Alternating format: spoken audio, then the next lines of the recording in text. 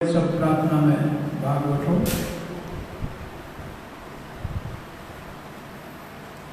गुरवे गौरचंद्राय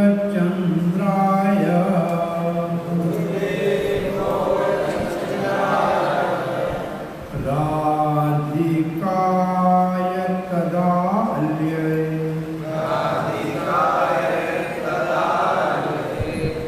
कृष्णाय कृष्ण भक्ताय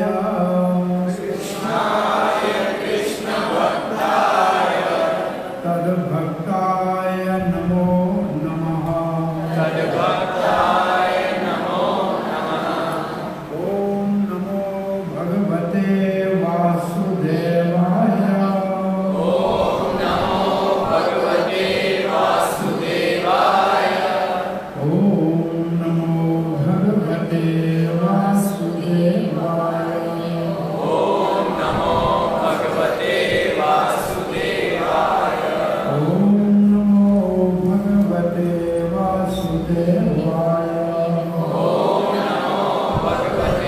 वासुदेवाय।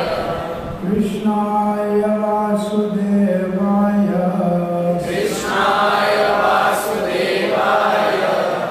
देवकी नंदनाय च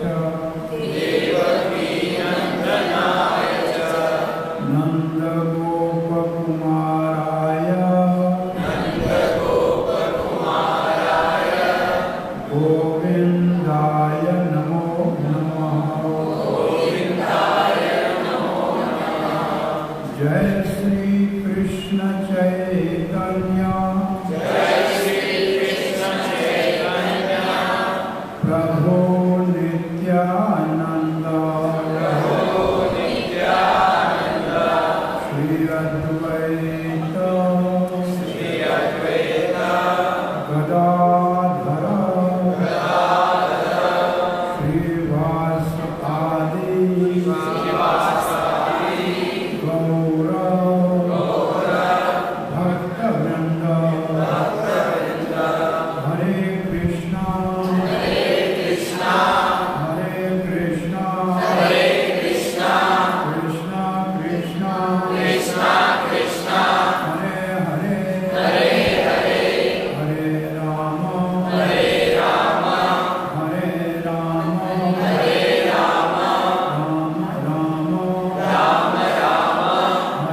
हरे। हरे कृष्णा। श्री झूलेलाल मंदिर चित्तौड़गढ़ में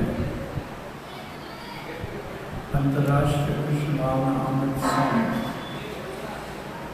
चित्तौड़गढ़ के भक्तन सिंधी युवा झूलेलाल सेवा मंडल के सहयोग से अज हिते भगवत गीता भगवत वाणी भगवत गीता के सत्संग जो आयोजन कयो आहे। तव्हां सभु प्रेमी श्रद्धालु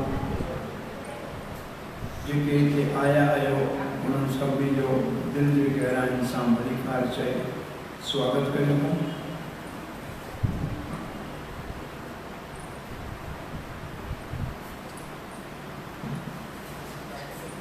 ये एयर कंडीशन लॻो पियो आहे। तव्हां सभिनी वटि फ़ोन आहे जॾहिं बाज़ार मां तव्हां ख़रीददा आहियो त हिन सां गॾु हिकिड़ो किताबु मिलंदो आहे न। भाई जब खरीदते हैं कोई चीज़ मशीन तो उसके साथ किताब मिलता है ना। वो क्यों मिलता है? उनमें क्या लिखा है? कैसे इसको इस्तेमाल करना है, कि इनके हलाइणो है, छा करणो है, उसको चलाने का। लेकिन मैं दूसरी बात आपसे अगर पूछूं तो उस किताब को खोल के कभी कोई पढ़ता है क्या? हाँ, ये पढ़ लो हमें। तो छा सरकार छा कंपनी एडो सुठो रंगीन किताब जो छापा क्या वो बेकार में छापा क्या? उसका कोई तो माना होगी ना। लेकिन हमारी बुद्धि ऐसी हो गई है कि वो किताब खोल के देखते नहीं, हम समझते हैं हमें सब पता है, ये सच है ना। लेकिन आपने देखा है उस किताब को संभाल के रखते हैं, पढ़ते नहीं है लेकिन संभाल के रखते हैं, है ना? क्यों? वारंटी है उसमें, खराब होएगा तो बदलाएंगे, है ना? जैसे ये दुनिया में काम चल रहा है, ऐसे जब दुनिया भगवान ने बनाई तो उसके साथ वेद दिया, शास्त्र दिया, भगवत गीता दी कि आपको जीवन कैसे बिताना है। लेकिन हमने भी उसको पन्ने में और कपड़े में बांध के रख दिए, पढ़ा नहीं। ये सच है कि झूठ है? लेकिन रख दिया सबके घर में पोथी पड़ी होगी और कपड़े में लपेट के रखी हुई है। क्यों? गारंटी है कि जब सांस नाक में आएगा और जाने का समय होगा तब दादा का हाथ लगा दो गीता को, तब ऐसे करते हैं हाथ लगा दो। अच्छा, जीते जी पढ़ना था उसको हमने पढ़ा नहीं।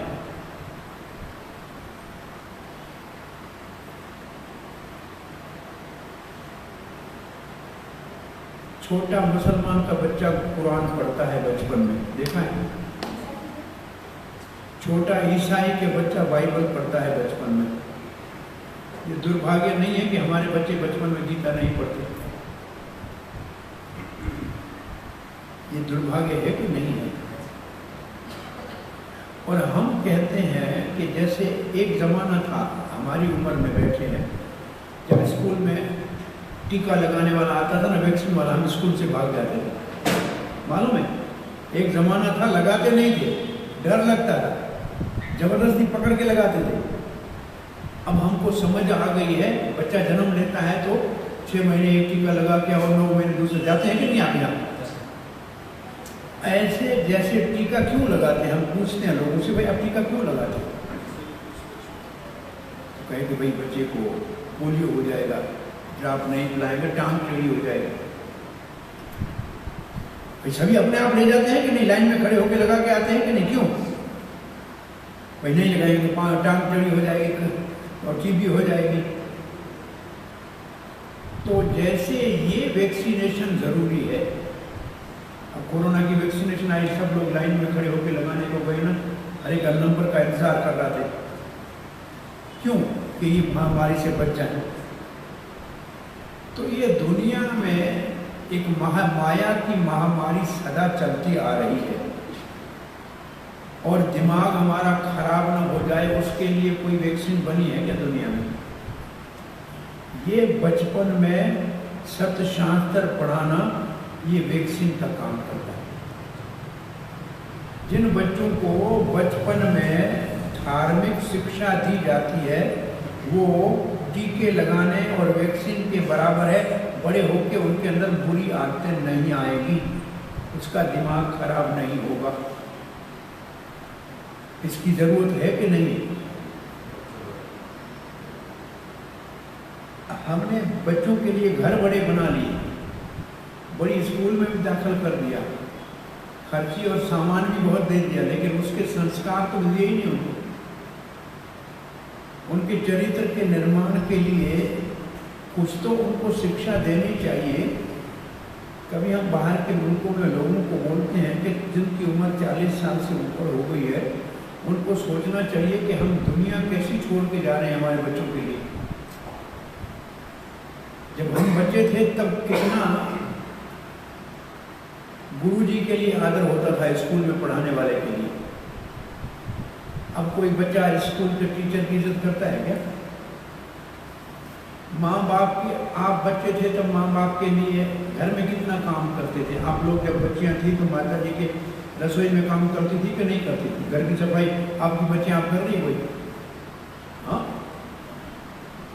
या आप अपने घर को देख लो कि जो आप करते थे आज से 30 साल 40 साल पहले वो आपके बच्चे नहीं कर रहे हैं। क्यों? आपको संस्कार मिले थे और अब संस्कार नहीं है। तो सबसे बड़ा अभाव संसार में इस वक्त है संस्कारहीनता। इसको कहा जाए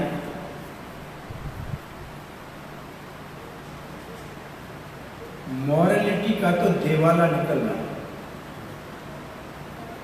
चरित्र दुनिया से ऐसे उड़ रहा है जैसे कपूर उड़ जाए या पेट्रोल उड़ जाए, ऐसे नाम निशान नहीं बच रहा है। तो आखिर ये चरित्र रखा कहाँ जाए? चरित्र किसमें ठहरेगा भाई? चरित्र के अब हमको चाहिए, हम कहें कि हमारे को पानी पिलाओ तो कोई लोटा लाओगे, कोई गिलास लाओगे, कोई कटोरा लाओगे, कुछ तो लाओगे ना। तो ऐसे कोई बर्तन चाहिए ना। तो ये चरित्र कौन से बर्तन में टिकता है? चरित्र का कौन सा बर्तन है जिसमें ये टिकता है? करेक्टर, अंग्रेजी में कहते हैं करेक्टर। ये भी पुरानी कहानी है, फिर एक पुरानी कहावत है एक, ये जब हम पढ़ते थे तब हमको पढ़ाते थे, अब स्कूलों में ये नहीं मिलता है। आपने ये सुना है, wealth is gone nothing is gone. धन गया तो कोई बात नहीं, हाथ का मैल। सुना था ये? Health is last, something is last. अगर आपका स्वास्थ्य खराब हो गया तो कुछ हानि तो हुई। और तीसरा हमको पढ़ाते थे, character is last, everything is last. आपका चरित्र चला गया तो देवाला निकल गया, कुछ नहीं बचा। अब आप बच्चों से पूछो, कोई कॉलेज में पढ़ाते हैं, आप लोगों ने पढ़ा है? आपकी उम्र में कभी ये पढ़ा है बेटा? अब देखो ये बच्चा सामने बैठा, क्या नाम बेटा? गौरव। अब गौरव नहीं तो अभी 18 साल का तो हो गया, 19 का। अब स्कूल में इसको ये पढ़ाया नहीं। आज ये याद कर लो, इंग्लिश अपने टीचर से पूछना कि आपने पढ़ा था कि नहीं पढ़ा था। आपने पिताजी से पूछना, उन्होंने पढ़ा था। अगर ये अंग्रेजी का ये इसको प्रोवर्ब कहते थे और ये हमको सिखाते थे। एक ये सिखाते थे कि स्कूल के अंदर लिखा होता था, बाहर लिखा होता था, आइए विद्या पिराइए, और अंदर से लिखा था, जाइए सेवा कीजिए। देखा ना आपने? लिखा था कभी? ये लिखा होता था। अब स्कूल में ये लिखा है। अब क्या लिखा है? आइए जेब खाली कीजिए, बाहर जाइए लूट मार मचाइए। बस यही है और कुछ नहीं है। इतना बड़ा पैसा लेते हैं पढ़ने के लिए, तो बाहर जाके कहाँ से पूरा करेगा? बैंक का कर्ज लेके पढ़ना पड़ रहा है, तो पैसे कहाँ से पूरा करेगा? हमने डॉक्टरी की थी 5 साल। एक साल में 50 रुपये, 150 रुपया सरकार को देना पड़ता था फी का 150 रुपये, 150 रुपया बस। हॉस्टल फ्री थी, रोटी खाते थे वो, उस वक्त में 50 रुपया कितना महीने का बिल आता। और जब फार्म भरते थे एक बार फी होती थी। तो 5 साल में हमारे सब मिला के 5,000 भी खर्चा नहीं। तो हमने कभी किसी ने पैसा भी नहीं लिया इलाज करने। मैं हमने खर्चा ही नहीं किया तो लें क्यों? अब आप डॉक्टर बनने के लिए जाओ तो 50 लाख रुपए पहले ले लेते दाखिला के, इतना डोनेशन उनको चाहिए। उसके बाद फिर 1 लाख के 12 लाख रुपए लगेंगे। अब बेचारा वो जब डॉक्टर बनेगा पैसे कहाँ से पूरे करेगा? तो फिर आपका ही गला काटेगा और किसका काटेगा? जरूरत होगी नहीं होगी तो टेस्टें लिखेगा, ऑपरेशन की जरूरत नहीं होगी तो भी ऑपरेशन करेगा। ये हो रहा है कि नहीं हो रहा है? अरे मरे हुए को अस्पताल में ले जाओ, एक अस्पताल से सर्टिफिकेट ले लोगे मर गया है, दूसरी में ले जाओ दिखाने के लिए तो 4 घंटे तो उसको लगा के रेस्पिरेटर बोला ठीक हो जाएगा, ठीक हो जाएगा। रुपये 2-4 लाख आपसे लेंगे, फिर बोला कुछ नहीं हो सकता। ऐसे बहुत से। तो ये क्यों कर रहे हैं लोग ऐसा? ये चरित्र का देवाला निकला कि नहीं निकला? अब बताइए, एक स्कूल में पढ़ाने वाला अध्यापक होता है, एक डॉक्टर होता है, जिनके पास आप बच्चे अपने जो पैसे से ज्यादा आपको अपना बेटा प्यारा है ना। बच्चे को तकलीफ हो जाए तो सब पैसा लगा के उसका इलाज कराते हैं कि नहीं? उस बच्चे को हम कम से कम 5, 7, 6 घंटे रोज टीचर के पास भेजते। अगर वहीं चरित्र नहीं है तो बच्चा कहां से सीख के आएगा? इसलिए कहते हैं, और डॉक्टर के पास देखिए आप जाके अपने आप को उसके हवाले करो, इस आशा से कि आपको सुखी करेगा, ठीक करेगा, और वो ही ईमानदार ना हो तो आप किसको कहोगे बताइए? इसलिए हम पढ़ते थे, हमारा एक साथ में पढ़ने वाला था, वो कहा करता था तीन ये लोग भगवान को बहुत प्रिय हैं। कौन तीन भगवान को प्रिय है? Teacher, treater and preacher. Teacher का मतलब जो पढ़ाता है, ट्रीटर का मतलब जो वैद्य है या डॉक्टर है जो चिकित्सा करता है, और प्रीचर का मतलब जो प्रचार करता है। ये भगवान को बहुत प्रिय है क्योंकि इनके ऊपर लोग विश्वास करते हैं। देखो, टीचर के ऊपर आप विश्वास करते हो ना, पढ़ने जाते हो कि बच्चे को सुधारेगा, और डॉक्टर के ऊपर विश्वास है कि हमारा भला करेगा, और सत्संग में आते हो मंदिर में तो प्रचार करने वाले पे, गुरु के ऊपर भी विश्वास है। अगर ये ही ठीक न हो तो समाज कैसे सुधरेगा? बोलो, समाज में कैसे अच्छे लक्षण आएंगे जब ये तीन ही बिगड़े हुए हैं?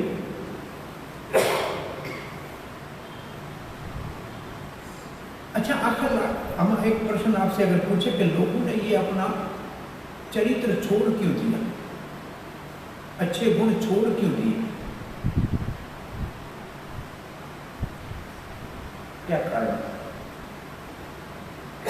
हमने आपको एक कारण बताया कि आध्यात्मिकता चली गई, इसका मतलब हमारे को कोई धार्मिक सही शिक्षा देने वाले नहीं रहे। दूसरा क्या कारण है? हम मालिक का स्मरण नहीं करते हैं ना। क्या? मालिक को याद नहीं करते हैं, भगवान को याद नहीं करते हैं, मालिक को याद नहीं करते। वही बात हुई, आध्यात्मिकता का अभाव हो गया। और आप क्या कह रहे थे मैडम? लोभ और लालच। लोभ और लालच के लिए कोई भी बुरा काम करने के लिए तैयार है, और ये इतना बिगड़ा हुआ माहौल है कि अच्छा कोई सरकारी ऑफिसर भी आ जाए ना जो ईमानदार हो तो लोग कहेंगे मुसीबत आ गया, न लेता है न काम करता है। और कोई बेईमान ऑफिसर आए बोले वाह बहुत अच्छा है, कोई परवाह नहीं, माल दो काम लो। इसका मतलब हमने उनको बेईमान बनाया, वो बेईमान नहीं, हमने उनको बेईमान बनाया। तो ये जो लालच के कारण, वो जो पुरानी कहावत थी, धन हमको बहुत ज्यादा प्यारा हो गया और चरित्र हमने छोड़ दिया। अब क्यों धन हमको प्यारा हो? धन क्यों चाहिए? भाई आपसे ये प्रश्न पूछा जाए कि भाई आपने चरित्र छोड़ा, जैसे हम सिंधियों से पूछते हैं आपने सिंध क्यों छोड़ा? भाई मैं पूछा सिंध ने कहा तव्हां सिंध छो छॾी? वॾा भगवान जी महिरबानी सां ज़मीन हुई, वो कारखाना हुआ, वॾा हुते उन्हनि लाइ कुझु हो उन्हनि खे उते अञा जाइदाद नाला घर बाणनि जा पिया आहिनि ठहियल, महल जहिड़ा छो छॾिया? त जवाब ॾियनि धर्म जे लाइ। भाई उते सिंध में असांखे धर्म खे ख़तरो हो, मुल्क जा 2 हिसा थी विया, तंहिंजे करे असां मुल्क छॾियो। छाजे लाइ छॾियो? पुछूं था कि धर्म लाइ। पोइ मां पुछंदो आहियां भला हिते धर्म खे संभालियो? चई हिते धर्म हथ में कोन। भाई जंहिं धर्म लाइ घर छॾियो वो धर्म हिते ही हथ में। जिस धर्म के लिए देश छोड़ा, घर छोड़ा, अपनी सारी जायदाद छोड़ी, और यहाँ तक कि चल संपत्ति लोग नहीं उठा के आए थे बेचारे, उनको ये लगा कि ये थोड़ी होने वाला है, ये 2-4 दिन का झगड़ा है, खत्म हो जाएगा। वो अपने घरों के अंदर ही दबा के आए थे, कुछ साथ नहीं लाए थे, अच्छे खासे थे, उधर ही छोड़ के आए थे। बाद में लोगों को खड्डा खोदते थे तो अंदर से जमीन से जायदाद मिलती थी, कुछ नहीं लाए थे बेचारे। आखिर छोड़ा क्यों? धर्म के लिए ना। तो यहाँ धर्म कहाँ है? हमने यहाँ धर्म को उधर नहीं पकड़ा। सो फिर मेरा वो दूसरा वाला प्रश्न है, हम सब धन के लिए करते हैं, चाहे चरित्र को छोड़ना पड़े, चाहे बेईमान होना पड़े, चाहे झूठ बोलना पड़े, पैसा चाहिए क्यों?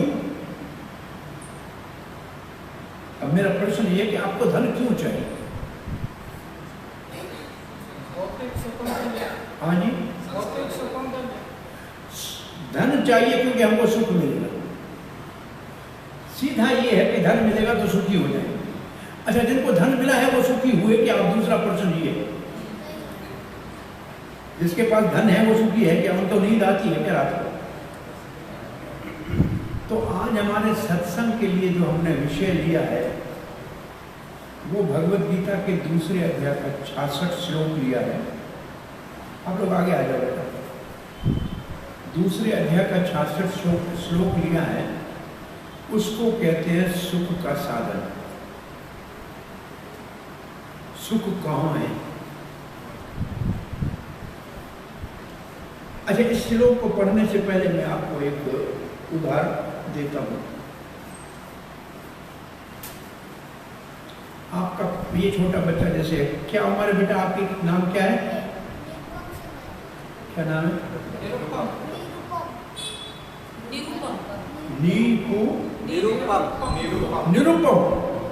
निरूपित, निरूपम का मतलब किसी चीज को निरूपित करना। ओके, निरूपित करना मतलब निरूपण। सो निरूपण क्या उम्र है बेटा? 8 ईयर्स। चलो, बड़ा है, बहुत अच्छा। अब ये अपने पिताजी के साथ बहुत बड़े किसी मॉल में चला जाए, खिलौने देखेगा, कहेगा ये लेके दो, कपड़े देखेगा, बोला ये भी लेके दो, चॉकलेट देखेगा, बोलेगा ये भी लेके दो। खुश हो जाएगा नहीं हो जाएगा? मेले में जाए तो बाप इसको हाथ पकड़ के घुमाने ले गया है और जो जो दिखा रहा है तो इसको अच्छा लगेगा, बोलेगा ये ले दो, ये ले दो, ये कहेगा कि नहीं कहेगा? अच्छा, अचानक उस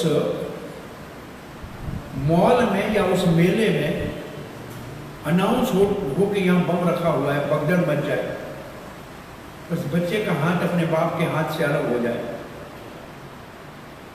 बाप से बच्चा बिछड़ गया, उसी मॉल में खड़ा है, उसी दुकान के सामने खड़ा है चॉकलेट की, उसी खिलौने के दुकान के सामने खड़ा है, उसी कपड़े के दुकान के सामने खड़ा है, बच्चा खुश होगा या रोएगा?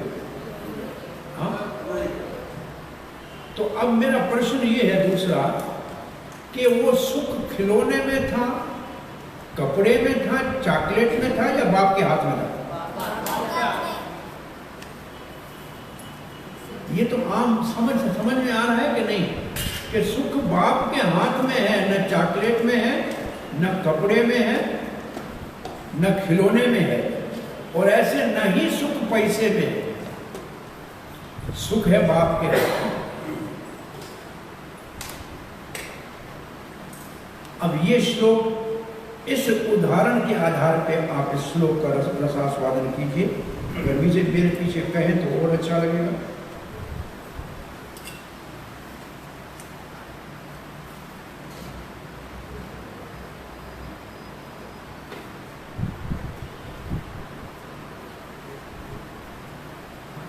न अस्ति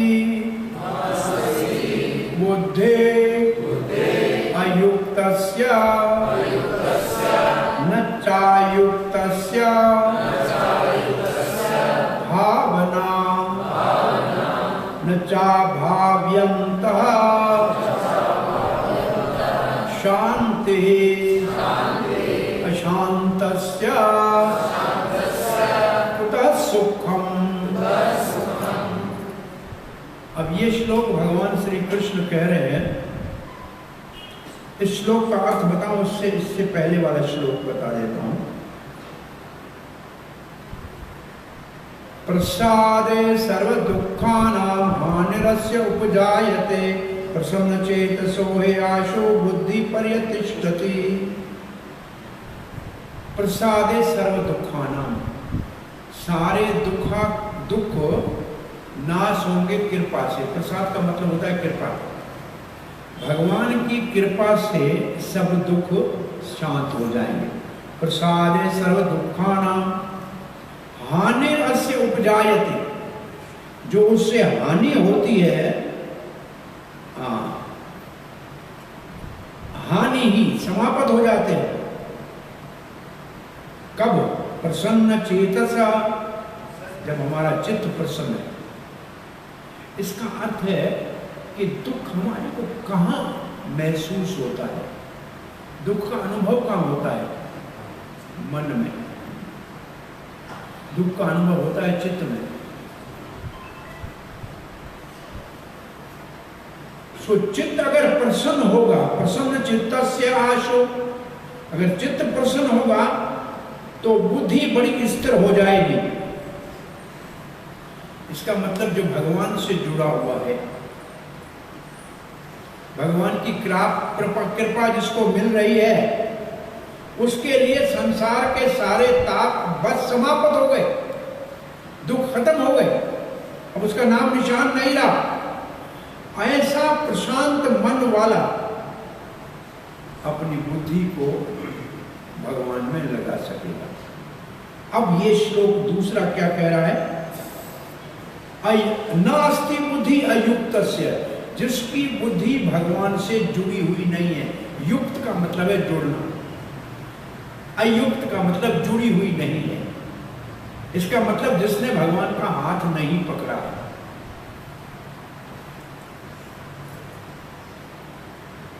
दंडवत वंदना अनेक बार, सर्व कला समरथ, डोलन ते राखे नानक देकर हाथ। सुना है? उस भगवान को बार बार प्रणाम है जिसने हमारा हाथ पकड़ा है। अब हमारा पांव नहीं डगमगाएगा, हम गिरने से बच जाएंगे। ये है युक्तस्य की मान्यता। जिसकी बुद्धि भगवान से नहीं जुड़ी हुई है, ना अस्ति बुद्धि अयुक्तस्य, जिसकी बुद्धि भगवान से नहीं जुड़ी है। तो पहले ये समझे कि बुद्धि किसकी भगवान से जुड़ी है। अब आप भगवत गीता आप सबने देखी है। अरे बच्चे भगवत गीता लाए हो? बच्चे लोग एक आधी लाए हो भगवत गीता?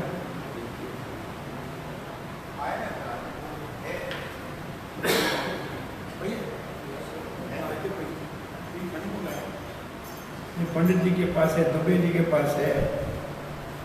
हमारे देखो, युद्ध भूमि में जाए बिना अस्त्र शस्त्र के जाए वो योद्धा नहीं कहलाता। प्रचार के लिए जाए बिना पुस्तक के जाए तो वो भी प्रचारक नहीं कहलाता। प्रचार की सफलता, लोगों ने भगवान का नाम जपा और भगवान के सत्शास्त्र को स्वीकार किया, तो हमारा प्रचार सफल माना जाएगा। क्योंकि नाम जपेगा तो हृदय पवित्र होगा, पुस्तक लेगा तो उसका जीवन बदलेगा। सिर्फ आए और चला जाए उससे काम नहीं है। लाई लाई दुबे लाई।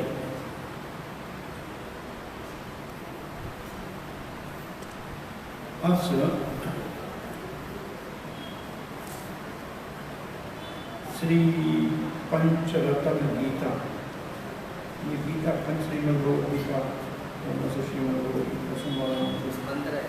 मैं समझ गया, लेकिन इसमें चित्र में देखना चाहता था। वो एक बार ये भगवद गीता का चित्र सबने देखा है? इसमें क्या है? क्या दिख रहा है इसमें?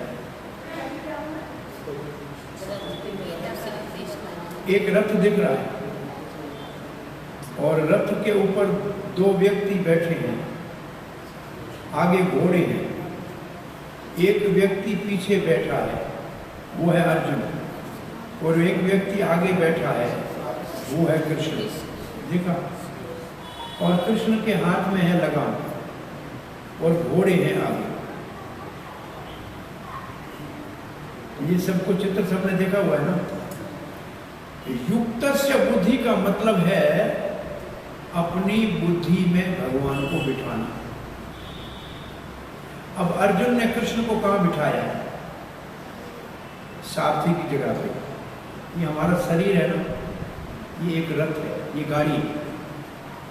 इसमें हम आत्मा जो है ना वो यात्री है, बुद्धि हमारा सारथी है, मन हमारा लगाम है और इंद्रिय हमारे घोड़े। वेद ने हमारे मानव शरीर को एक रथ से तुलना दी है। ये एक रथ है। इसमें हम आत्मा यात्री हैं, बुद्धि हमारी साथी है, मन लगाम है और घोड़े इंद्रियां हैं। अब बुद्धि सारथी है, वहां अर्जुन ने किसको बिठाया?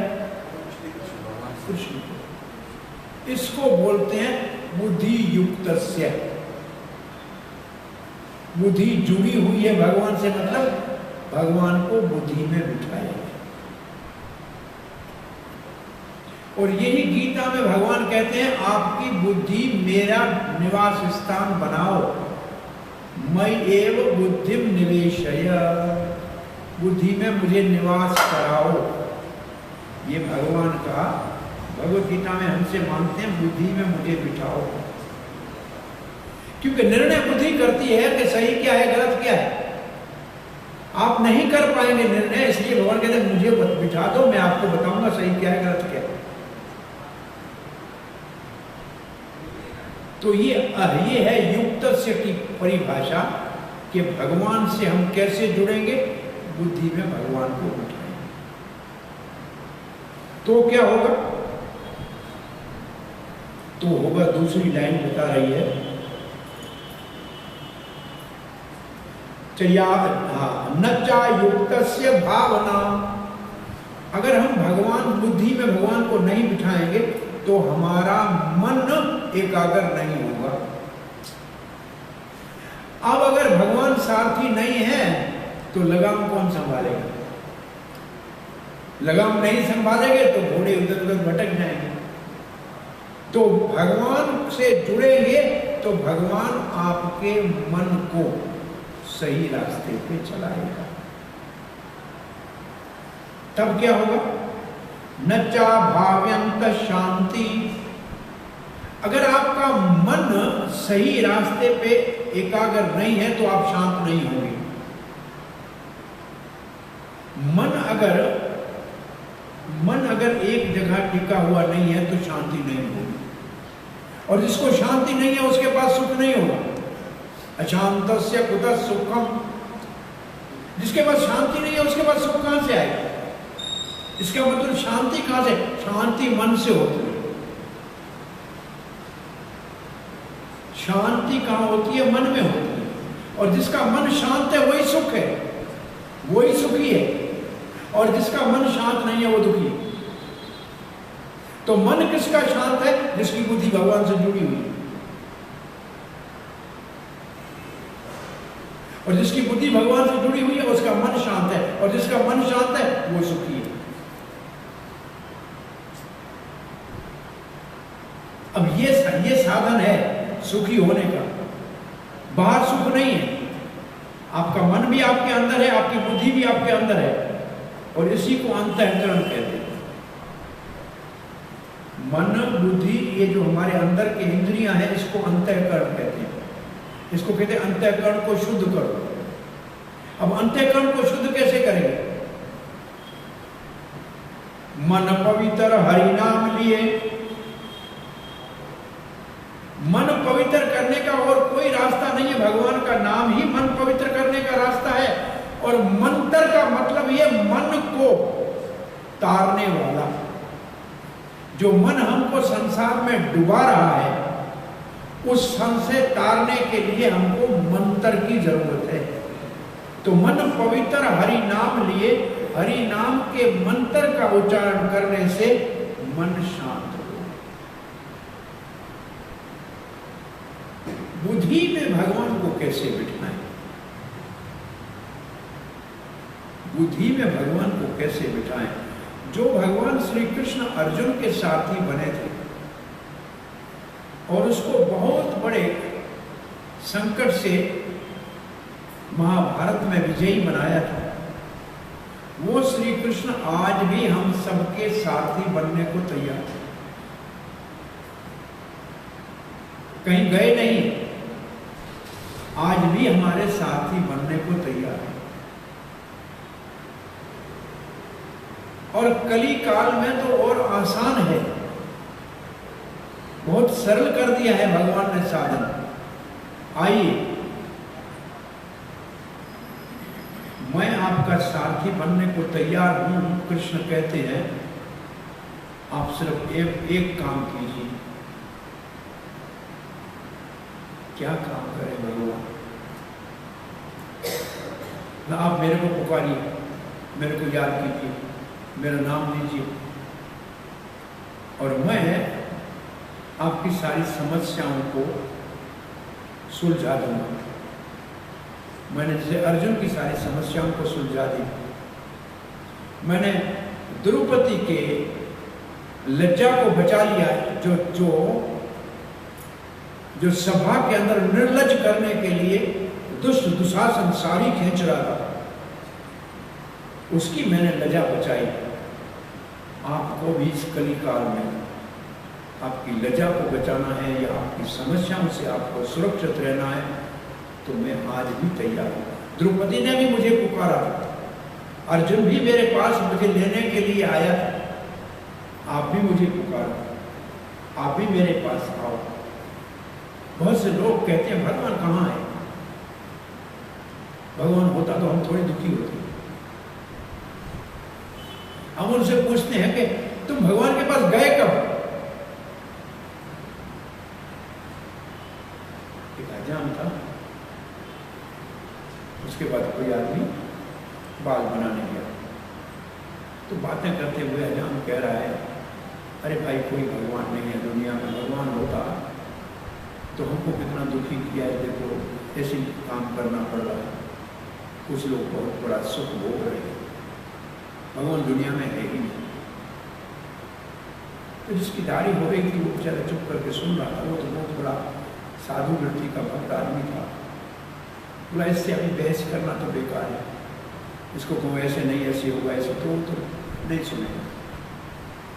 वो वहाँ से अपने बाल बना के चला गया। एक पागल जैसा आदमी बैठा था जिसके बाल बड़े थे, दाढ़ी पड़ी थी, बहुत बिगड़ा हुआ था, उसको पकड़ के ले आया हजाम के पास। बोला सुनो, ये चिल्ला चिल्ला के कहता है कि हमारे गांव में कोई हजाम है ही नहीं, कोई बार्बर नहीं है, कोई नाई है ही नहीं। बोला कैसे नहीं है? मैं हूं ना। बोला ये कह रहा है नहीं है, देखो इसका हाल कैसा हो गया। बोला मैं हूं ना। बोला इसका हाल फिर ऐसे क्यों है? बोला ये कभी मेरे पास आया ही नहीं, आता तो मैं इसको भी अच्छा बनाता। उसने बोला आपने क्या मेरे से पूछा था? भगवान है ही नहीं, है नहीं, हमारा ये हाल क्यों है? अब तुम्हारा जवाब ये है, तुम भगवान के पास कभी गए नहीं कि तुम्हारे को सुधारे। तुम कभी गए होते ना, कभी पुकारा तो होता। तो भगवान को अपना बनाने के लिए, सुखी होने के लिए कलयुग के अंदर बहुत सरल साधन है, बहुत आसान साधन है। ब्रह्मा जी ने कहा कि मैंने सारे वेदों को 4 बार अच्छी तरह से पढ़ा है, 3 बार तो पक्का पढ़ा, और चौथी बार भी निर्णय यही मेरे को मिला कि कलयुग के लोगों के कल्याण के लिए ये 16 अक्षर का महामंत्र एकमात्र साधन है। ये किसको ब्रह्मा जी ने कहा? देव ऋषि नारद को कहा, अपने पुत्र को कहा, ऐसे व्यक्ति को कहा जो बड़े से बड़े राजकुमार को भी प्रचार करता है और बड़े से बड़े डाकू का भी उद्धार करता है। वो किसी के साथ पक्षपात नहीं करता है, वो सबका भला करता है और गा गा के सबको भगवान की कथा सुनाता है। सो नारद जी को ब्रह्मा जी ने कहा ये 16 अक्षर, ये महामंत्र कलिकाल के लोगों के कल्याण के लिए एकमात्र रामबाण है। तो नारद जी ने कहा कि इसके जपने के लिए कोई नेम, कोई टेम, कोई योग्यता, कोई अधिकार, क्योंकि कुछ ऐसे मंत्र है जैसे आप माताओं को जनोई तो नहीं डालते हैं ना, आप माताओं को जनोई डली हुई नहीं है ना, वो जनोई डालते हैं, गायत्री मंत्र देते हैं, तब ये तो गुरु देता है, तो गुरु के आश्रम में तो जाती नहीं माता, तो इनको कुछ मंत्र है जिनके जपने का अधिकार है ही नहीं। अब कुछ लोग हैं उनको ये अधिकार नहीं है। तो ये तो बहुत अच्छा प्रश्न था नारद जी का कि यार बात तो बड़ी अच्छी कह रहे हैं, ऐसा महामंत्र अगर कोई है जो कलयुग के सारे दुख ताप संताप को मिटाने वाला है, परंतु उसके लिए कोई अधिकार चाहिए, कोई नियम चाहिए, कोई टेम चाहिए, कोई कठिनाई तो होगी, आसान तो इतना नहीं हुआ। बोला इसके लिए न कोई नियम है, न कोई टेम है, न कोई योग्यता है, न कोई अधिकार है। बच्चा हो या बड़ा हो, माता हो या बूढ़ा कोई व्यक्ति हो, या काला हो या देसी हो या विदेशी हो या बूढ़ा हो, कोई भी कहीं भी इस नाम का उच्चारण करेगा तो वो नाम ऐसे काम करेगा जैसे बिना जाने के दवाई पियोगे तो भी बीमारी चली जाएगी, या बिना जाने के बच्चा उंगली आग में डालेगा तो आग ये नहीं कहेगी कि बच्चा है इसकी उंगली को नहीं जलाना। जैसे आग किसी को भी जलाती है, ऐसे मंत्र आपको पवित्र करेगा, आप इसका अर्थ जानो या न जानो। कोई भी कहीं भी कभी भी जाने में अनजाने में, देशी हो या विदेशी हो, इसका उच्चारण करेगा तो जीवन में परिवर्तन आएगा, भगवान के साथ संबंध स्थापित होगा और जीवन सुखी हो जाएगा। और फिर ये बातें सब पढ़ने के बाद एक महात्मा भारतवर्ष से बहुत परिपक्व अवस्था में 70 साल में वृंदावन जैसे धाम से सनातन धर्म के संदेश को, भगवत वाणी श्रीमद् भगवत गीता के संदेश को और ब्रह्मा जी के 16 अक्षर के महामंत्र को पूरे विश्व में प्रयोग करके प्रचार करने का एक अभियान चलाने का उद्देश्य से गए यहां से पाश्चात्य देश में। देखा कि ये जपने वालों के जीवन में परिवर्तन आ रहा है, चाहे वो भारत मूल के हो या नहीं हो, चाहे वो देशी हो या नहीं हो, लेकिन उनके जीवन में परिवर्तन आ रहा है। ये अंतर्राष्ट्रीय कृष्ण भावना अमृत संघ के संस्थापक आचार्य श्री कृष्ण कृपा मूर्ति अभय शरणागत भक्तिवेदांत स्वामी श्री प्रभुपाद वृंदावन से कलकत्ता से पानी के जहाज में 1 वर्ष का ऐसा 1 महीने की यात्रा के बाद 1965 की लड़ाई से पहले अमेरिका में पहुंचे थे और कुछ नहीं कहा, न कुछ पैसा था, न कोई रहने की जगह थी। एक पार्क में बैठ के, उद्यान में बैठ के और मंजीरे लेके और ये ब्रह्मा जी का 16 अक्षर का सूत्र और भगवान श्री कृष्ण की वाणी भगवत गीता का श्लोकों का उच्चारण करके कीर्तन करना शुरू किया। और वहां न कोई भारत का मूल का था, न कोई ब्राह्मण, कोई साधु, कोई पवित्र जीवन वाला था। उनके चारों ओर नवयुवक 18, 17, 25, 30 साल के वो विदेशी आके बैठ गए और उन्होंने जैसे ही मंत्र को जपना शुरू किया उनके जीवन में परिवर्तन आ गया। जो हिप्पी हो गए थे, नशा कर रहे थे, बुरी संगत में चले गए थे, उनके जीवन में बदल गए। तो इसका एक बहुत बड़ा प्रयोग किया गया, एक एक्सपेरिमेंट किया गया और इतना बड़ा सफल एक्सपेरिमेंट हुआ कि पूरी दुनिया के अंदर ये मंत्र गूंजने लगा। टेलीविजन के ऊपर, रेडियो के ऊपर। ये 65 में 65 में शुरू हुआ, 66 में तो संस्था की स्थापना हो गई और पूरी दुनिया में एक आध्यात्मिक आंदोलन स्थापित हो गया।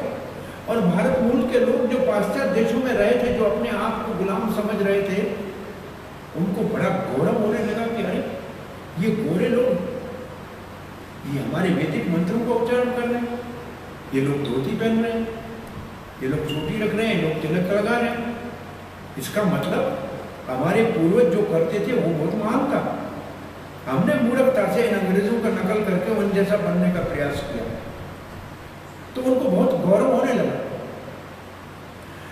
अब आप अगर पूछें कि वो कौन सा मंत्र था जो ब्रह्मा जी ने नारद जी को दिया और नारद जी ने परंपरागत नारद के आगे चलते हुए इस मंत्र का प्रयोग भारत में भी अनादिकाल से होता आ रहा है और जहाँ हो रहा है वहाँ बहुत अच्छा परिणाम इसका निकल रहा है। और ये मंत्र पाश्चात्य देश में गाया गया, गली गली में गाया गया। नगर कीर्तन किया गया, प्रभात फेरियां निकाली गई। उसका परिणाम ऐसे निकला कि पूरे विश्व के अंदर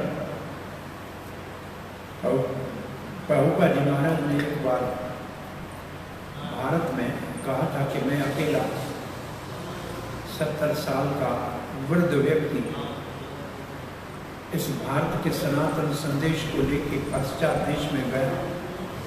पूरा देश इसको स्वीकार कर रहा है, पूरा विश्व इसको स्वीकार कर रहा है, सब देश इसको स्वीकार कर रहे हैं। फिर प्रभुपाद ने उस समय, ये 71 की बात का टाइम है, प्रभुपाद जी कहते हैं हम भारत में रो रहे हैं कि भारत का एक अंग भंग हो गया और यहाँ से भारत का विभाजन हो गया और एक से दो मुल्क बन गए। लेकिन प्रभुपाद जी कह रहे हैं मेरे साथ आप 5 नवयुवक आ जाओ, आप 5 नवयुवक मेरे साथ आ जाओ, हम पूरी दुनिया को हिंदुस्तान बना दें। प्रभुपाद ने ये अपनी वाणी से कहा कि मैं पूरी दुनिया को हिंदुस्तान बना दूं। मैंने अकेले ने ये प्रयोग किया है और पूरी दुनिया इसको स्वीकार कर रही है, और आप आइए मेरा सहयोग कीजिए, हम पूरी दुनिया को वैकुंठ बना देंगे, पूरी दुनिया हिंदुस्तान बना देंगे, पूरी दुनिया को हिंदुस्तान बना देंगे। ये पूरी दुनिया पहले भारतवर्ष के नाम से ही जानी जाती थी और कोई देश का अलग नाम नहीं था। ये पूरी दुनिया का नाम भारतवर्ष है। अब आप कहो कि आज से 100 साल पहले भारत का ये मानचित्र था कि जो आज है कि ये नक्शा था क्या?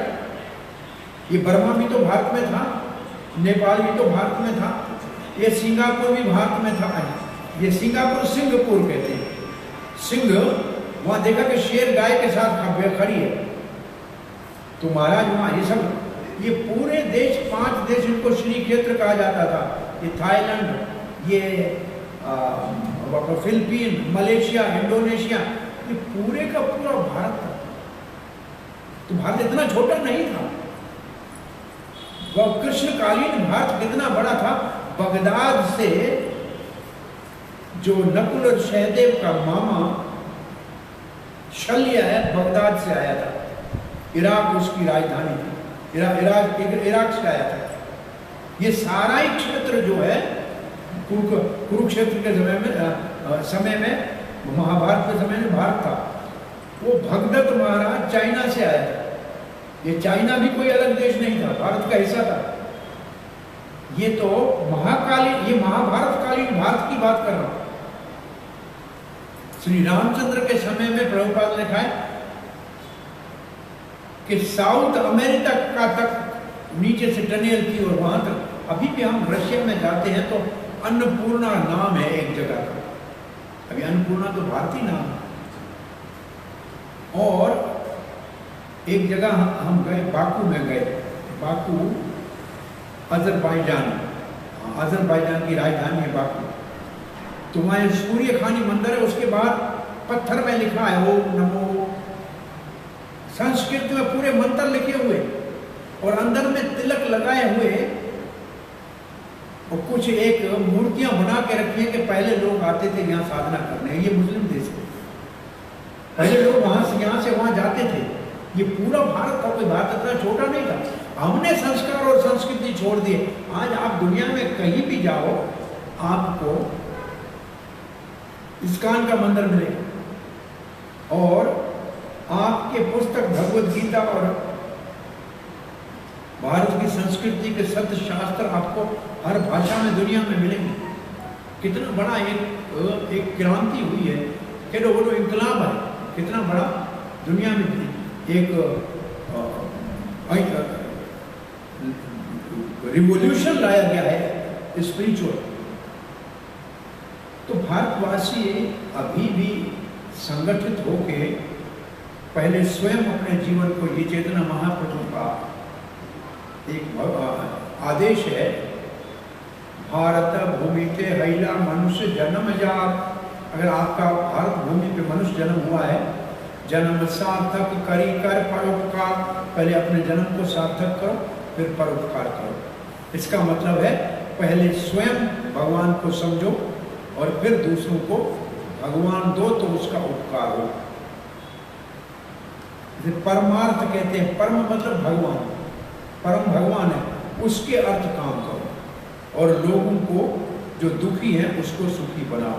प्रभुपाद जी महाराज ने अमेरिका में जाकर यही कहा, मैं लोगों को सुखी बनाने के लिए आया हूँ, मैंने ये आंदोलन स्थापित किया है लोगों को सुखी बनाने के लिए। तो ये 16 अक्षर का मंत्र, इति षोडशकम नाम नाम कली कलमचनाशनम, ये 16 अक्षर कलयुग के सारे पाप तपाताप संताप मिटाने वाले हैं। कौन से ये 16 अक्षर हैं? तब ब्रह्मा जी ने नारद जी को कहा, हरे कृष्णा कृष्ण कृष्ण हरे हरे, हरे राम राम राम हरे हरे। बस जो जपेगा, जब जपेगा, जहां जपेगा, कोई भी होगा, निश्चित रूप से वो भगवान से जुड़ जाएगा, उसकी बुद्धि में भगवान का निवास हो जाएगा, उसका मन एकाग्र हो जाएगा, उसको शांति प्राप्त होगी और वो सुखी बन जाएगा। ये है सूत्र सुख का कली संतरण उपनिषद में ब्रह्मा जी ने दिया है।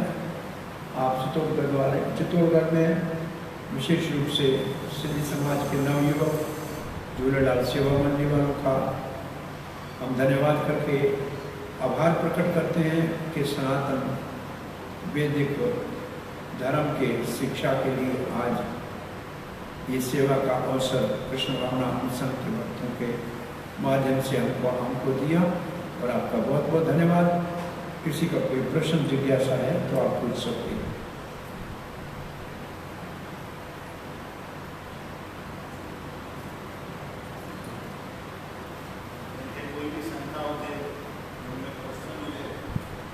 केजो को सवाल जे कथा थी इनसे केजो को सवाल हो जाए, विचार हो जाए, राय हो जाए।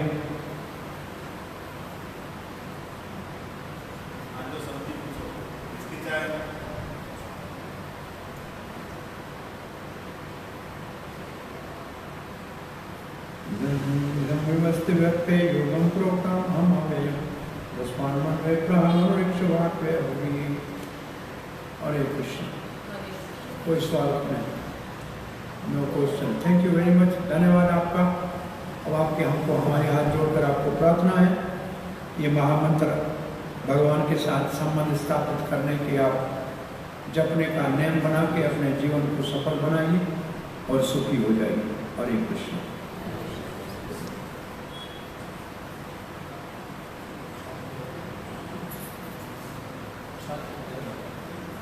चलो भाई प्रसाद वसाद कर लो। हाँ जी, हाँ कीर्तन करो, तब तक प्रसाद आ रहा है। हाँ तब तक कीर्तन करो।